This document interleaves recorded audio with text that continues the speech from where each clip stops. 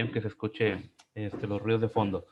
Bueno, miren, pues empezamos con lo que vendría siendo pues una cita de una especie de poema que se llama Romance de Don Rodrigo. Dice, el rey va tan desmayado que sentido no tenía, iba tan tinto de sangre que una brasa parecía. Ayer era rey de España, hoy no lo soy de una villa. Ayer villas y castillos, hoy ninguno poseía. Esto hace referencia a la caída de España. Digo, ya habíamos platicado hace rato acerca de cómo los musulmanes conquistaron lo que vendría siendo la península hispánica. Y ojo, aquí quiero aclarar un punto muy importante y es de que España como tal, como país, no existía. O sea, los musulmanes no conquistaron, por así decirlo, este, no conquistaron lo que vendría siendo España. Ellos conquistaron lo que vendría siendo Hispania, ¿sí? Ellos conquistaron Hispania, e Hispania era un reino visigodo, ¿sí? Y ojo, los visigodos eran una rama de los pueblos godos y estos eran por así decirlo, ellos pertenecían a una especie, a los pueblos germánicos orientales, ¿sí? O sea, es decir, ellos venían de las regiones de Germania, ellos venían de Europa Oriental, ellos no eran nativos españoles, ¿sí? O hispánicos, vaya, si se quiere ver de esa manera. Entonces ellos no eran de ahí, ellos llegaron a España y en España, o al menos en lo que venía siendo la península hispánica, ellos fundaron su reino, ¿sí? Ellos ahí fundaron su reino. Pero, repito, esto no significa que España como tal existiera como país. Ellos ni siquiera eran de ahí. Entonces, si tú te fijas de que los visigodos no eran de ahí, llegaron, se asentaron, crearon su reino y vaya, luego llegan los musulmanes y los sacan de ahí o los vencen, ¿sí? Entonces, tú dices, ¿qué onda? Entonces, si ni los musulmanes eran de ahí, ni los visigodos, ¿por qué hablar de reconquista? Es un punto muy interesante. ¿Por qué hablar de reconquista cuando realmente los visigodos originales ya no estaban en España, ya se habían mezclado, ya no eran un reino visigodo cuando empiezan a echar a los moros, por así decirlo, ¿sí? Y a su vez los moros, los árabes, ellos ya tenían ahí 800 años. Ellos tenían 800 años, ellos tenían más tiempo ahí que lo que tuvieron en su momento los visigodos, ahí en la península. Entonces dices, como que no está tan, vaya, como que cuando ya lo empiezas a analizar todo, te das cuenta de que no era tan invasión, ni era tan de que eran otros de aquí, no, o sea, realmente los musulmanes tenían más tiempo de vivir ahí, ¿sí? Y no sé si ustedes sabían esto, pero España en su momento cayó, en su momento España cae en manos de los musulmanes, gracias a un obispo católico que se llamaba Don Opas, ¿sí? Porque en su momento el que fue este rey Rodrigo que era visigodo, va al campo de batalla contra los musulmanes y ya estando allí en el campo de batalla un obispo que justamente se llamaba Don Opas, ese tipo que tenía a su cargo, a su mando, una especie de división o una especie una sección de soldados, él se pasa al bando musulmán, ¿sí? Entonces, él al pasarse al bando musulmán, pues ahora sí que les da una ventaja bastante buena a los musulmanes y obviamente pues ellos la aprovechan y conquistan o se quedan con más de la mitad de España, ¿sí?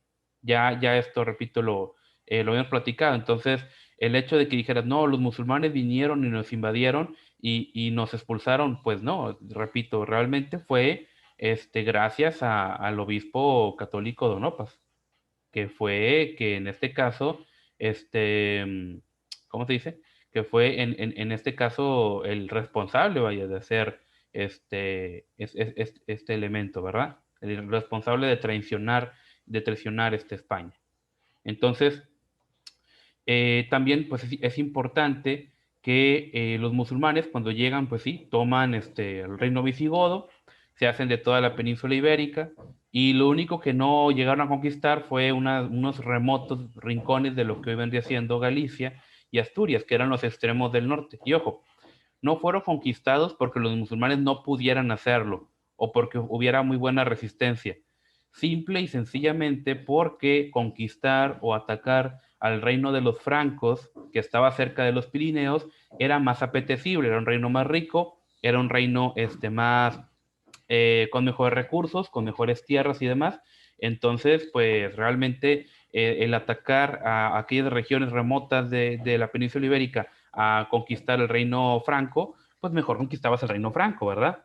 Por eso fue que no les pusieron atención en su momento, que yo creo que este fue pues un grave error, porque en el año 732, más o menos unos 20 años después, Carlos Martel derrota a los musulmanes y todo este ímpetu, toda esta idea de conquistar, pues ya había pasado. Entonces, por lo tanto, los pequeños centros o los pequeños reinos cristianos del norte, pues pudieron conservar su independencia, su autonomía. ¿Sí? Entonces, fue a partir de ahí que empieza, por así decirlo, la reconquista de Occidente sobre los moros. ¿Sí?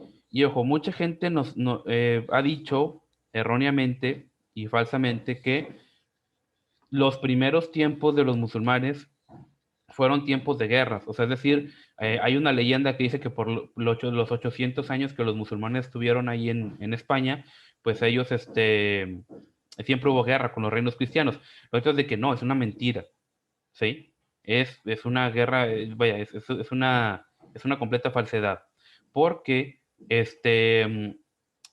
una buena parte, por así decirlo, de lo que se podría considerar la reconquista, no fue más que una expansión de lo que vendría siendo la población cristiana a tierras que casi estaban despobladas.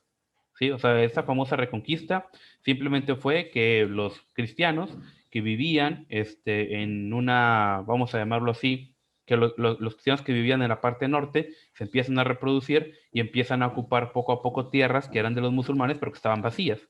Así empieza la reconquista. ¿Sí? Entonces, realmente en estos 800 años, el conflicto religioso entre los musulmanes y los cristianos fue en muy raras ocasiones fue por razones religiosas. Y realmente en muchas ocasiones hubo alianzas entre gobernantes musulmanes, los moros y cristianos. ¿Sí? Y muchas de estas alianzas se sellaron con matrimonios. Por eso también en su momento muchos de los musulmanes, en su momento se empiezan a convertir al cristianismo, o bueno, al catolicismo más propiamente dicho. ¿Por qué? Porque pues era común que hicieran alianzas con otros líderes, con otros jefes cristianos, y pues poco a poco adoptaban la religión. O en su momento también, si se casaban con una mujer católica, pues a veces ahí había influencia para que los niños siguieran la fe católica y no la musulmana. ¿Sí? Entonces, pues obviamente en muchos de estos casos los matrimonios pues sí requerían cierta conversión. Ahora, también es cierto comentar que siempre en las tierras musulmanas hubo siempre un buen número de cristianos. Ya hablamos de ellos, que venían siendo los mozárabes, ¿sí? Que los mozárabes en su momento, algunos llegaron a considerar a los cristianos de Occidente como que eran unos herejes, también.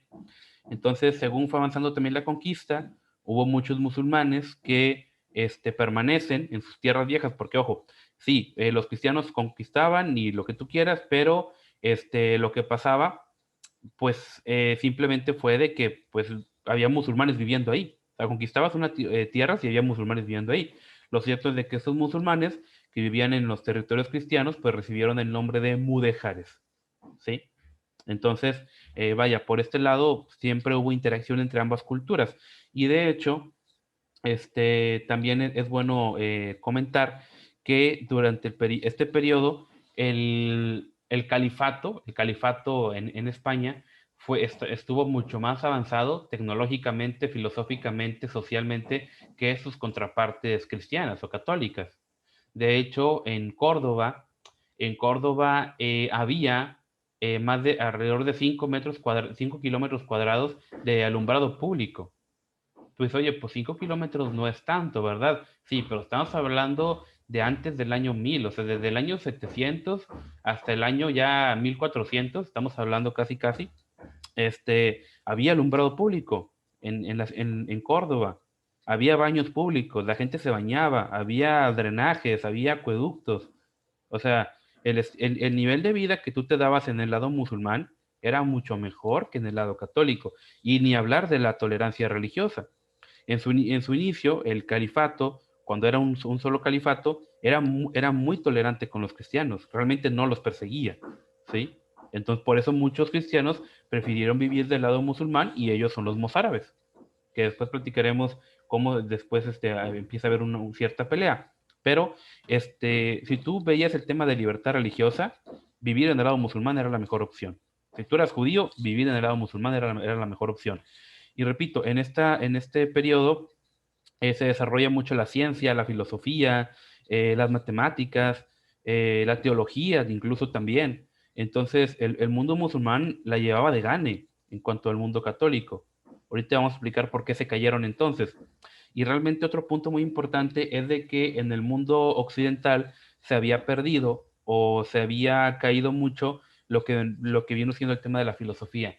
Ya no se estudiaba a Aristóteles, a Platón, a ninguno de estos grandes, y en parte porque hubo ciertos emperadores romanos que en su momento dijeron, vamos a expulsar a la escuela platónica de aquí del imperio, porque pues ya somos cristianos, Platón era un pagano. Pero muchos de estos huyeron a Bagdad, y en Bagdad se funda un centro donde conviven filósofos paganos, platónicos, aristotélicos, musulmanes, cristianos, judíos, persas, y en Bagdad se funda una escuela y una biblioteca maravillosa, donde el conocimiento retoma mucho auge, y no sería hasta la llegada de los mongoles, con la destrucción de Bagdad, que mucho de ese conocimiento se preservó en el mundo musulmán y llegó a Occidente a través de España y a través de la España musulmana, a través de la España islámica, ¿sí? Entonces, este concepto vaya, repito, todo el tema de la filosofía y demás renace gracias al mundo musulmán en España, ¿sí? Entonces, vaya, por ese lado, pues sí, pues estuvo bastante interesante. Y realmente, lo cierto, pues es de que muchas de las tropas que habían invadido el país, pues eran de origen marroquí.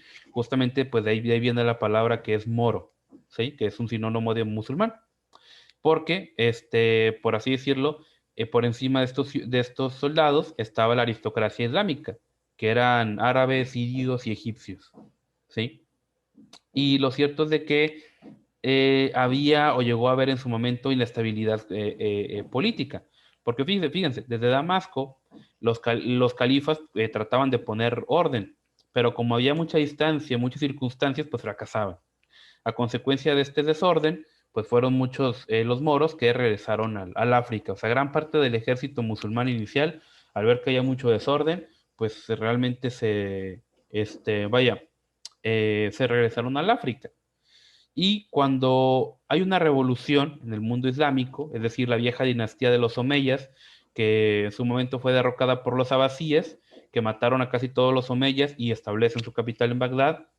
Recuerden que los abasíes fueron el califato que cayó, y después cuando caen los abasíes es cuando se producen las cruzadas. Los omeyas estaban antes de los abasíes, ¿sí? Entonces ellos establecen su capital en Bagdad. Allí en Bagdad es donde fundan la biblioteca, donde fundan una universidad. Entonces, los que sobreviven de ahí, uno de ellos fue Abderramán, que él escapa a Siria, y después de muchos problemas, después de muchas aventuras y desventuras, él logra llegar a España. Ahí él aprovecha igual la desorganización, aprovecha todo lo que está pasando, y él funda el Emirato de Córdoba, que ya es un emirato independiente del Califato de Bagdad, lo cual nos genera, o podemos observar en el siguiente mapa, que queda así. Es decir, aquí estaba el califato abasí. Este califato abasí era el que, vaya, era el sucesor, por así decirlo, de lo que había en su momento empezado Mahoma, y lo que vino siendo el descendiente de los omeyas de aquí. Él huye para acá y aquí funda su reino en España, el califato de Córdoba, que repito, fue un califato con mucho avance y con mucho empuje, tanto tecnológico como filosófico, ¿verdad? Aquí estaba el Imperio Bizantino, aquí estaban los francos, el Imperio Carolingio, ya hablamos de ellos, y después ya, como lo vimos en su momento, este califato abasí después se desmorona, y después surgiría después varios califatos para después formar el Imperio Otomano, ¿verdad? Entonces, bueno, estos vendrían siendo en su momento los reyes que en su momento gobernaron Asturias, que estos fueron los reyes que, bueno, Asturias fue el pequeño reino que quedó, uno de los pequeños que quedaron, cuando los musulmanes conquistaron España, ¿sí? Entonces, también fue Abderramán el que manda construir una gran mezquita en Córdoba. De hecho, es un monumento arquitectónico muy bonito hoy en España, lo que vendría siendo la gran mezquita de Córdoba. Entonces, pues lo cierto es de que en el lado occidental habían algunos cristianos que habían consolidado poder pues en un pequeño espacio de territorio. Ahí estaba Asturias, ¿sí? Asturias que fue fundado por un noble de origen visigodo que fue Pelayo, ¿sí? Entonces fue bajo este individuo, bajo Pelayo, que tiene lugar la famosa tradición de la batalla de Covadonga, ¿sí? Que, ojo, para los musulmanes esta batalla ni siquiera fue importante, ¿eh? Cuando tú le preguntabas a un musulmán, oye, ¿qué pasó con la batalla de Covadonga? Un musulmán te decía, la verdad fue una escaramuza fronteriza, ¿sí? O sea, realmente dejamos que los católicos tomaran pedazos de un terreno, de un territorio baldío, realmente ni nos importaba. Pero cuando les preguntabas a los asturianos, no, la famosa batalla de Covadonga, derrotamos a los musulmanes. Pues no, no, realmente no fue algo así. Realmente para los musulmanes ni siquiera le pusieron mucha atención, ¿sí? A partir de ahí es cuando se empiezan a expandir poco a poco hacia el sur y hacia el oriente. Y lo cierto es de que las fronteras pues estaban mal definidas. Y ojo, también fueron muchas ocasiones en las que los moros penetraron en territorio asturiano y llegaron a tomar, a saquear y a destruir las ciudades de Oviedo y de León, ¿sí? Tanto así que pues cuando reinaba este individuo, el Alfonso I, de acá, Fábila pasó sin pena ni gloria, pero cuando reinó en su momento Alfonso I, supuestamente se descubre el sepulcro de Santiago. Ya ven que ahí se da la leyenda de que Santiago de Compostela, ¿verdad? De que Santiago, el de los discípulos, fue a España. Ojo, esto es una completa mentira, ¿eh? O sea, no tiene ningún sentido esto, que Santiago haya ido a España, no tiene ningún sentido y realmente no hay ninguna información concreta de esto.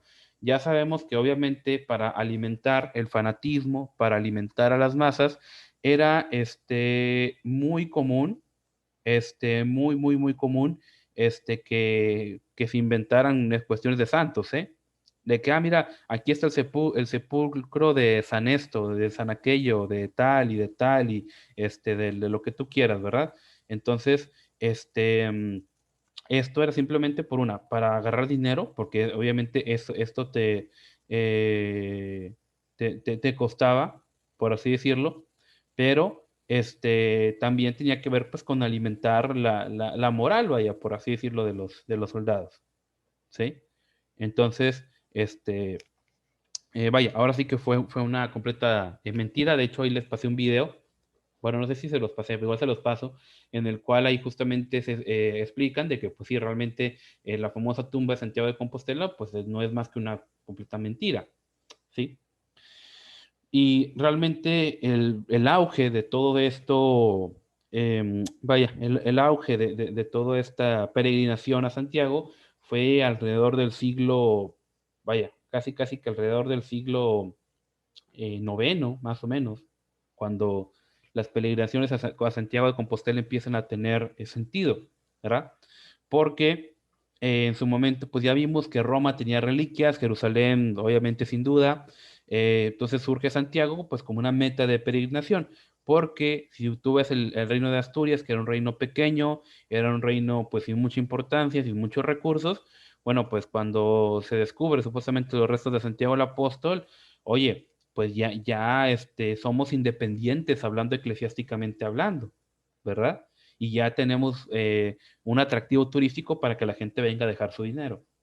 También es que bajo el régimen visigodo, Toledo, pues había sido una de las ciudades principales, ¿verdad? Y los arzobispos de Toledo, pues ejercían autoridad sobre todo el país. Pero ahora, pues que Toledo estaba en manos de los musulmanes, los asturianos no deseaban encontrarse bajo un arzobispo que a su vez estaba bajo un régimen musulmán, régimen islámico, ¿sí? Es por eso que el supuesto sepulcro de Santiago en Asturias llega a tener su propio arzobispo. O sea, ¿se fijan cómo todos son conspiraciones políticas? O sea, realmente se inventan que Santiago fue ahí simplemente para no tener que ver o para no tener que depender del reino musulmán del sur. Pero fuera de esto, pues no, no tiene ninguna relevancia. ¿Sí? Y fue gracias justamente a las peregrinaciones que pues España se empieza a unir con el resto de Europa. Muchos peregrinos trajeron a la península arquitectura, letras, teología, matemáticas, bueno, matemáticas no tanto, órdenes monásticas, eso sí. Entonces España pues se conectó más o menos allá con el resto de Europa. Justamente el Camino a Santiago es sencillamente conocido como el Camino, y fue justamente esta arteria pues que mantuvo vivos a los reinos cristianos, ¿verdad? Que de otro lado pues no hubieran quedado aislados de la cristiandad, ¿sí? Y justamente pues aquí viene esta leyenda, ¿verdad? Del famoso Santiago Matamoros, que es un símbolo de la supuesta batalla de Clavijo, a donde repito, esto es una mentira, es una leyenda, donde se dice que el apóstol descendió del cielo en un corcel y dirigió a los cristianos en una gran victoria sobre los moros. De ahí el nombre de Santiago Matamoros, que repito, es una fábula, esto no es una completa mentira, ¿sí? Y ojo, también es importante entender esto, el por qué los musulmanes, vaya, teniendo la fuerza que tenían, ¿por qué no conquistaron más territorio? Lo cierto es de que los musulmanes siempre han tenido un gran problema, es decir, la desorganización, ¿sí? La desorganización interna que ellos han tenido, porque eh, ellos seguían mucho por el tema tribal, ¿sí? Por el tema tribal. Es decir, los musulmanes nunca le fueron tan leales, por así decirlo, a sus reyes. Ellos eran leales a sus jefes de clanes. Los musulmanes siempre fueron vaya, siempre fueron muy dados a organizarse por clanes.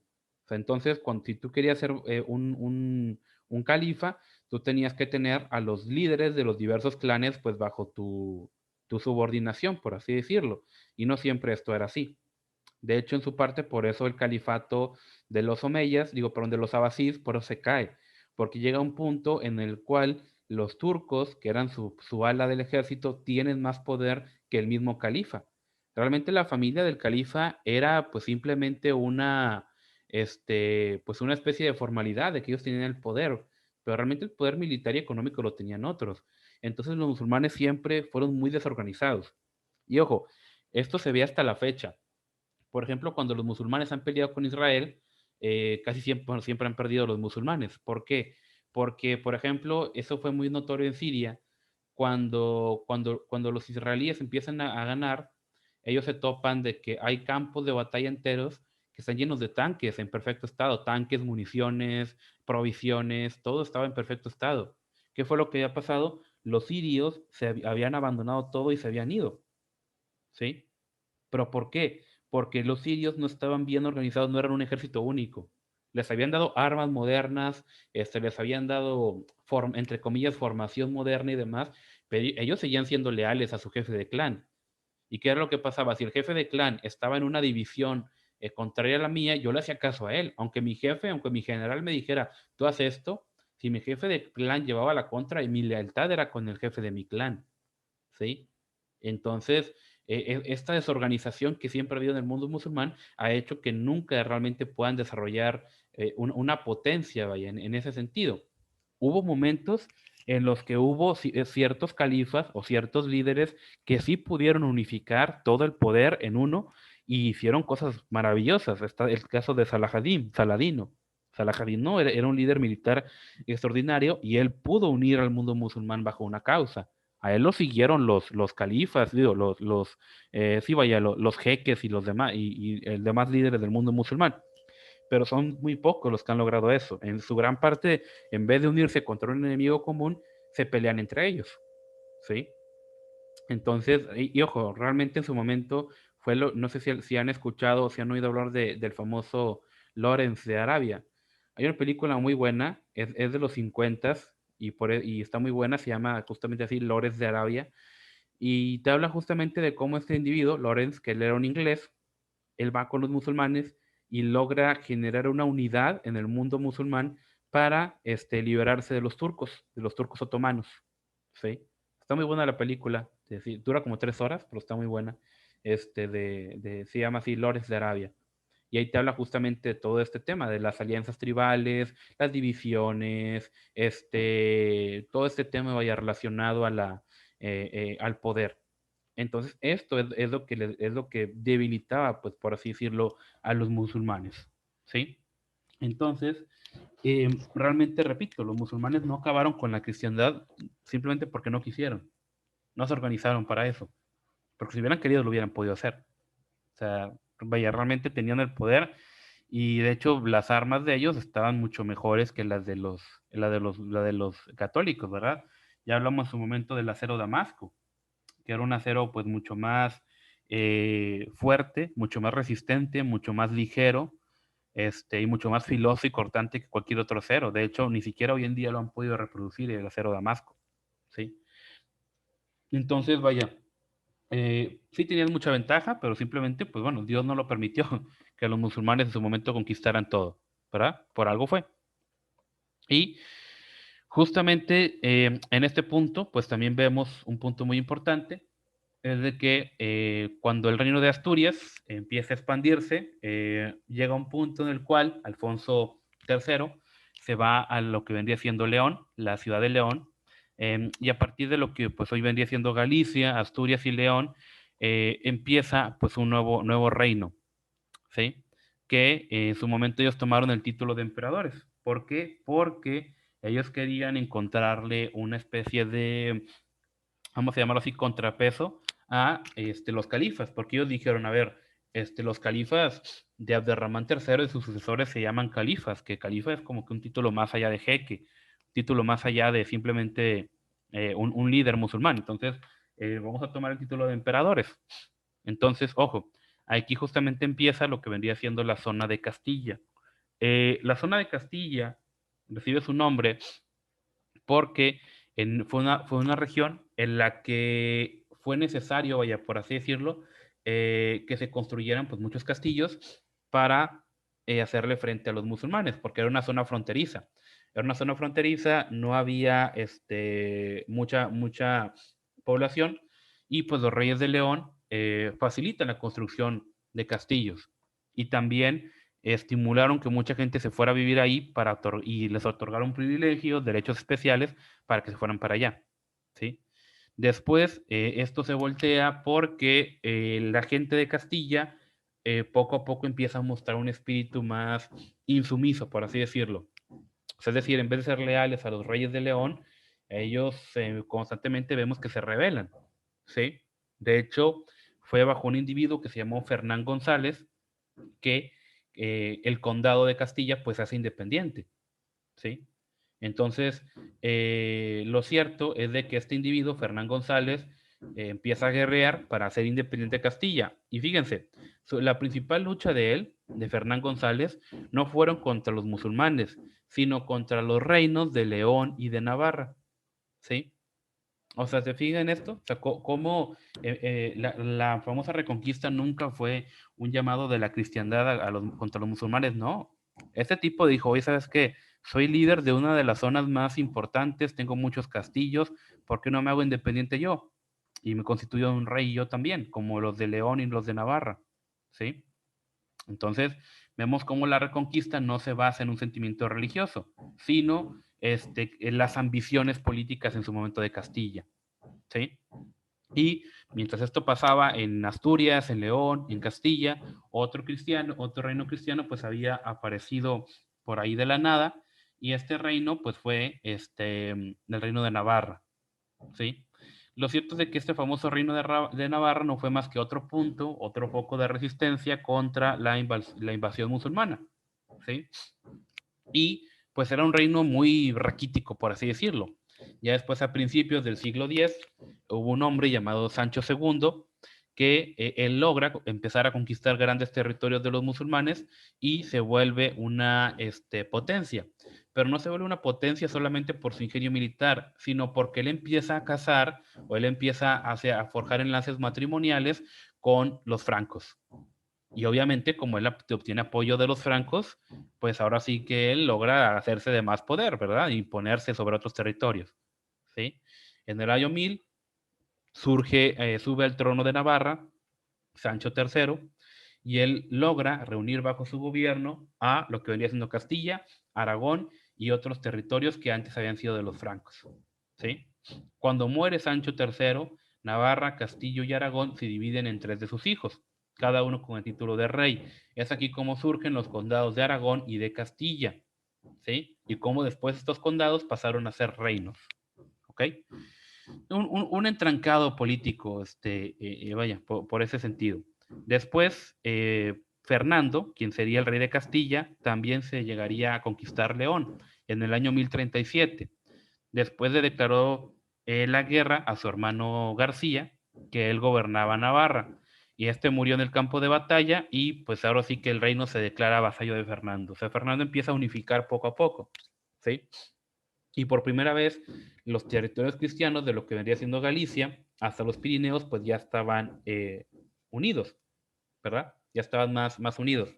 Mientras que al este, en Aragón, pues reinaba el hermano de Fernando, Ramiro, y todavía al este, hacia la costa del Mediterráneo, todavía había varios condados de origen franco, de los cuales pues el más importante era Barcelona, y aquí es cuando la reconquista pues empieza a tomar nuevas fuerzas. Realmente, fíjense, realmente así quedaría, ¿sí? Poco a poco, digo, esto ya estamos hablando más adelante, ahorita no hablamos de Portugal, pero más o menos así poco a poco se iría constituyendo esta región en la que poco a poco aquí tenías a Galicia, tenías a Asturias, aquí estaba el Reino de León, y poco a poco, si se fijan, Castilla empieza a comérselos, ¿sí? Empieza a comerse a estos reinos, vaya, poco a poco, mediante alianzas, mediante guerras y lo que tú quieras, pero poco a poco se empieza a unificar, ¿sí?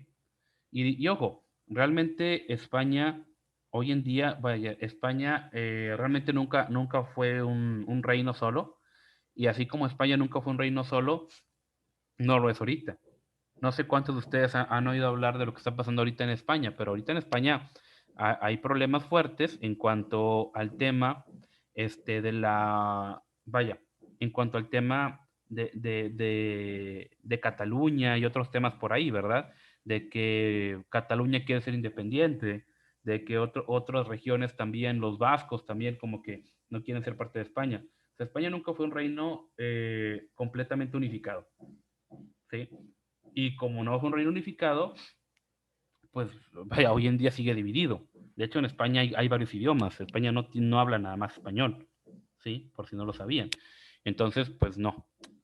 También otro punto muy importante es de que recuerden que desde el año 711 hasta el año 1002, los musulmanes eran el principal poder de la península ibérica y estaban unidos bajo pues lo que vendría siendo la dirección de Abderramán I, que se habían establecido, habían desarrollado una economía bastante buena y siempre hubo luchas dinásticas, ¿sí?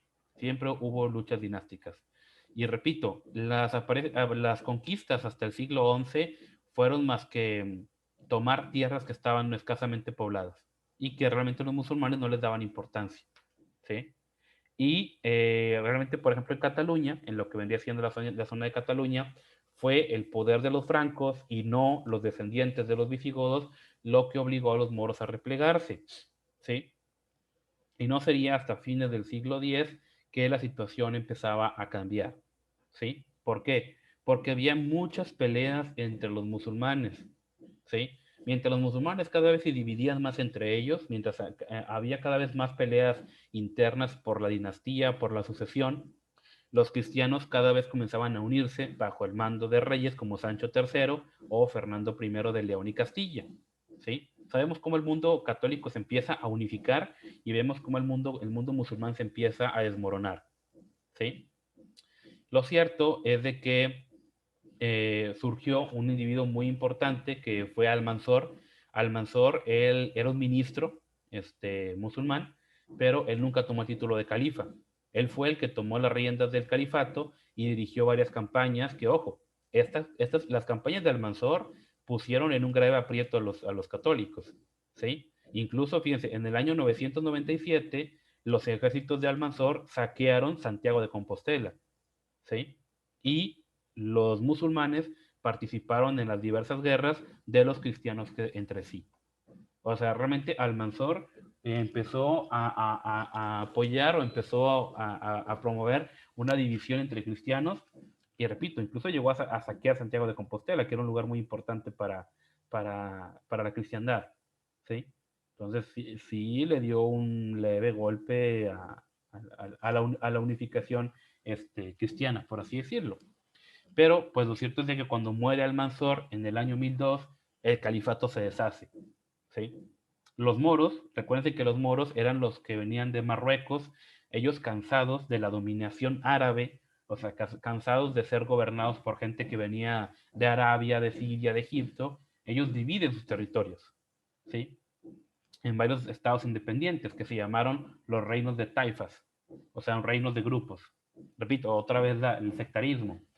Y después sería bajo Sancho III de Navarra y bajo Fernando I de León y Castilla que los cristianos ya empiezan a presentar un frente relativamente unido, ¿sí? Contra los musulmanes.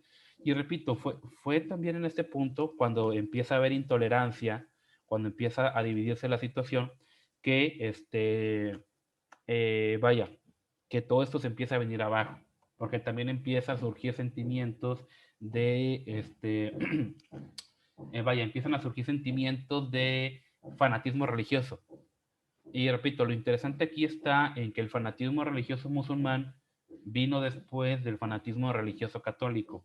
O sea, después del fanatismo de las cruzadas, vino el fanatismo musulmán.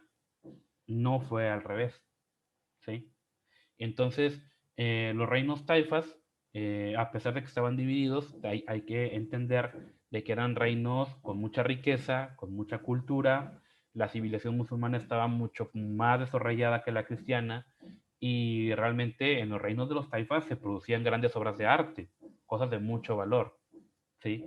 Por eso, muchos de los reinos cristianos, en vez de someter o conquistar a los musulmanes, lo que hacen simple y sencillamente es ponerles un tributo, ¿sí? Ponerles impuesto, por así decirlo, ¿sí? Entonces, simplemente la guerra o la conquista se limitaba a asegurarse ese tributo, ¿sí? Realmente, por ejemplo, Fernando I conquista algunas pequeñas zonas de los moros, pero él se interesa principalmente en obligar a los reyes de taifas a pagar tributo, como lo hizo con Toledo, Zaragoza y Sevilla. ¿Sí? Y esta riqueza le sirvió a la España católica para empezarse a conectar con el resto de Europa. ¿Sí? También se introduce la reforma monástica de Cluny, ya hablamos de esto, y la arquitectura también empieza a desarrollarse de una manera muy, muy importante porque la arquitectura española es una combinación de la Europa cristiana clásica y el arte musulmán. Por eso el arte español es muy diferente del europeo. Si ustedes se fijan, las catedrales o por ejemplo las casas en Francia, en Alemania y demás, son muy diferentes del arte español, de las haciendas españolas o el estilo español. ¿Por qué? Porque es una combinación incluso con los musulmanes. ¿Sí? Entonces, que es una combinación o una mezcla del mundo europeo con el musulmán, conservando su diferencia, ¿verdad? Y Fernando lo que hace es de que divide el reino en sus tres hijos, Sancho, Alfonso y García, y estos empiezan a matarse como siempre, ¿verdad? Lo cierto es de que cuando Sancho sitiaba la ciudad de Zamora, que era de su hermano Alfonso, este fue asesinado y su hermano pasa a ocupar el trono de Castilla con el título de Alfonso sexto. ¿Sí? Y fíjense, fue en esta época muy importante, cuando surge un personaje llamado Ruy Díaz de Vivar. Ruy Díaz de Vivar es conocido como el Cid, ¿sí? Como el Cid. Entonces de él viene aquel librito conocido como El mío Cid, ¿sí? Ojo, También hay una película. algo así. No, dos, una animada y una ya, o sea, una viejita. Ok, entonces, vaya, realmente hay mucha leyenda, ¿eh? Hay mucha leyenda en este personaje, Ruy Díaz.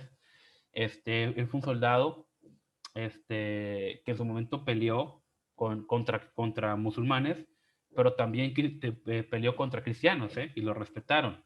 De hecho, él era una persona muy leal, o sea, él peleó en ambos bandos, pero para ciertos jefes.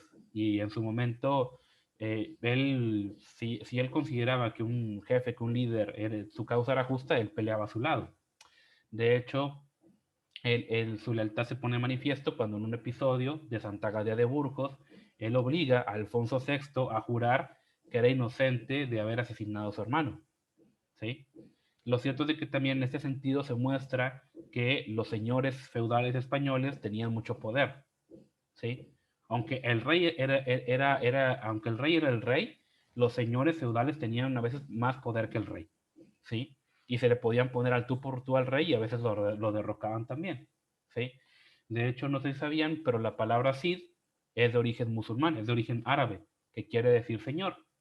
¿Sí? Porque, ojo, a pesar de que el Cid fue uno de los grandes héroes del periodo de la Reconquista, la mayor parte de su tiempo, de su servicio, él estuvo al servicio de los moros. ¿Sí? Él estuvo al servicio de los musulmanes. Y no faltaron ocasiones en las que él luchó junto a los musulmanes contra los cristianos. ¿Sí? Entonces, o sea, realmente esta idea de que hay, se peleó, por así decirlo, en un frente unido, pues no, realmente no fue así. ¿Sí? Realmente todo fue un enmarañamiento de alianzas, contiendas, dinásticas, vaya, divisiones internas, todo fue un caos. ¿Sí? Y fue justamente en la época de Alfonso VI cuando tiene lugar la primera gran conquista de un reino taifa, que fue la ciudad de Toledo, en el año 1085. ¿Sí? Toledo era la antigua capital de los visigodos, era una ciudad importante.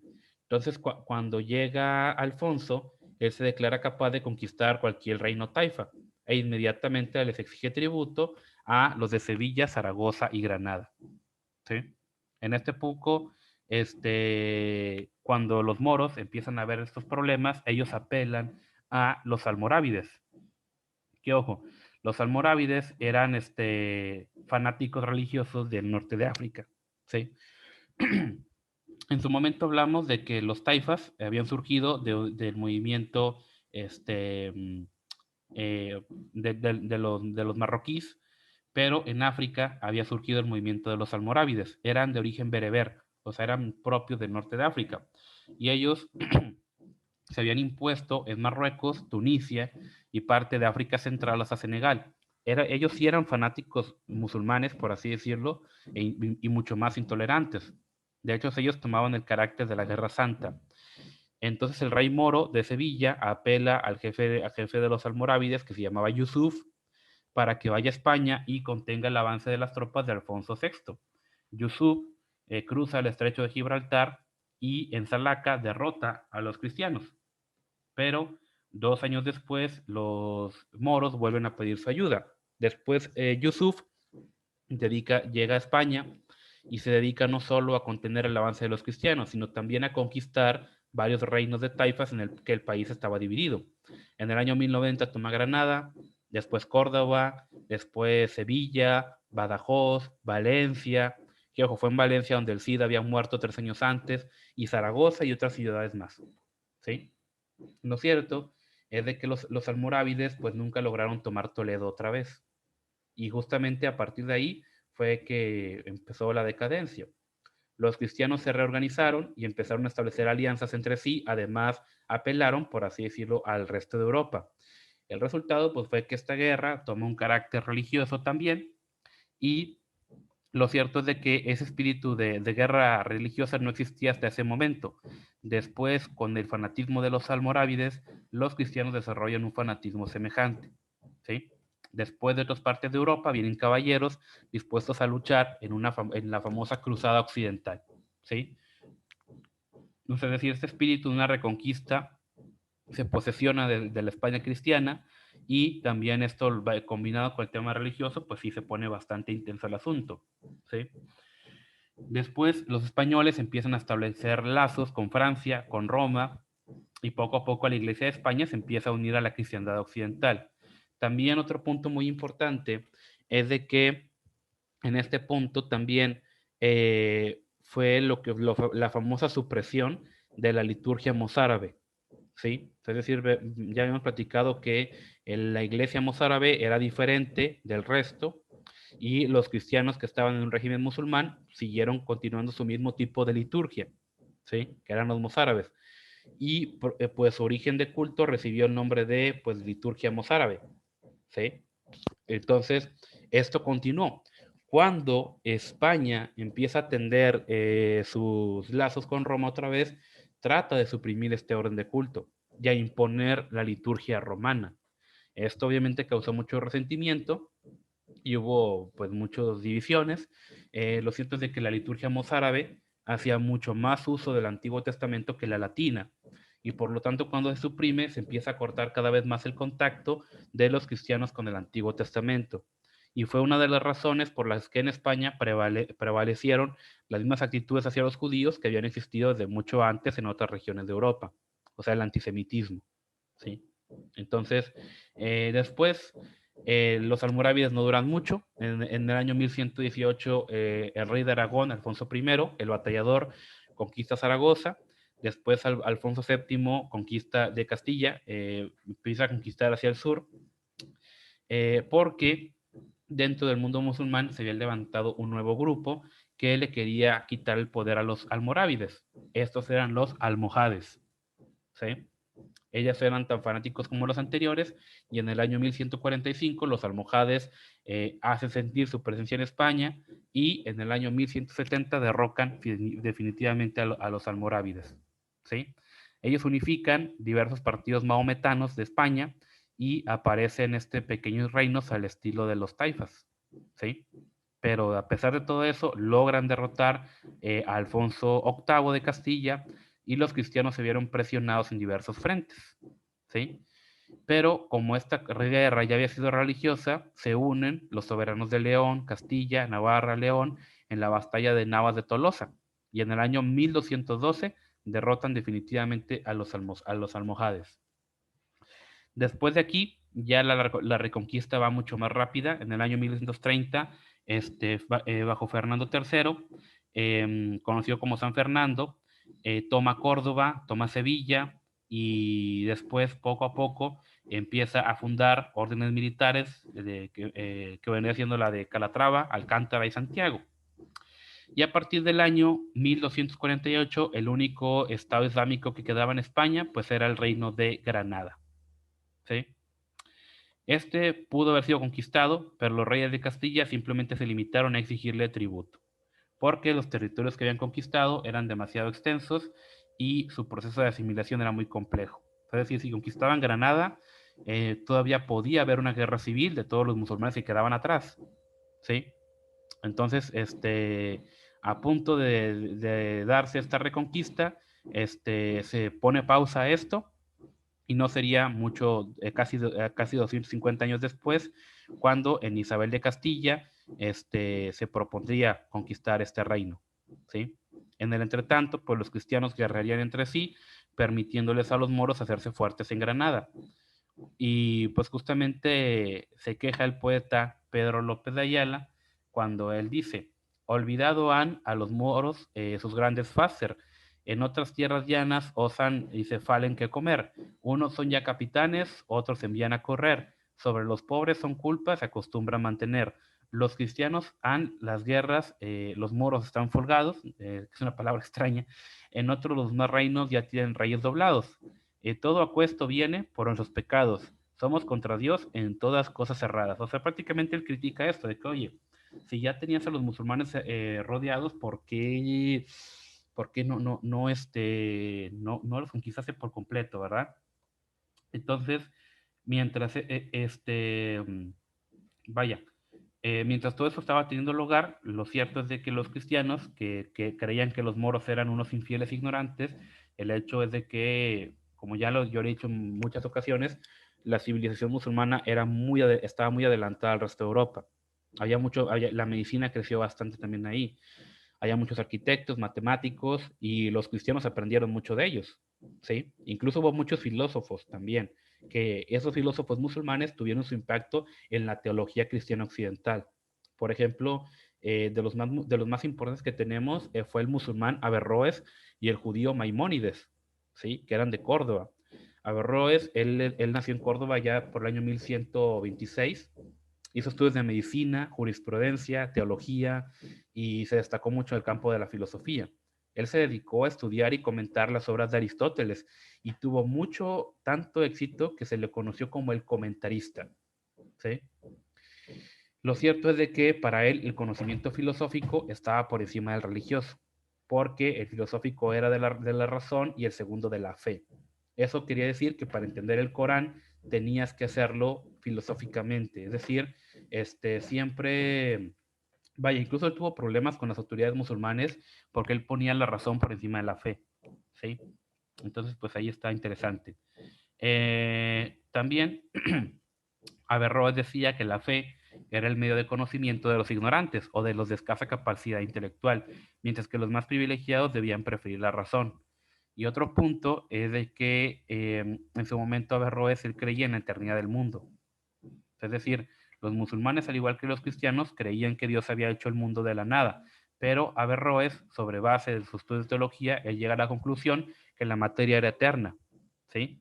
O sea, si te fijas, aquí tienes un punto muy importante en el cual ya surge esta idea que la materia no se crea ni se destruye, ¿verdad? O sea, está bastante interesante aquí el asunto.